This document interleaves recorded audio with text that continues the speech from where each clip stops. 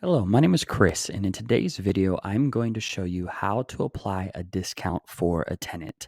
To get started, simply go over to the Contacts tab on the left side menu and select the tenant's profile card that you want to apply the discount for. Next, simply select Transactions and select the details on the invoice that you want to apply the discount to. Select Actions and Add Discount.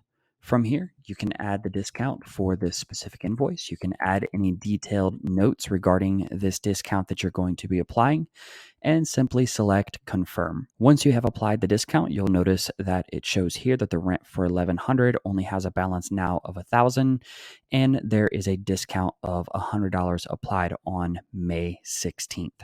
In the event that you need to edit or delete that, simply select the Actions menu and select Edit or Delete, and that will change that on this particular invoice. Now, if you want to apply a credit or something of that nature rather than a discount, simply select the Actions menu and apply the credits, or if you want to apply part of the deposit or all of the deposit towards this invoice, you can do that from the invoice as well.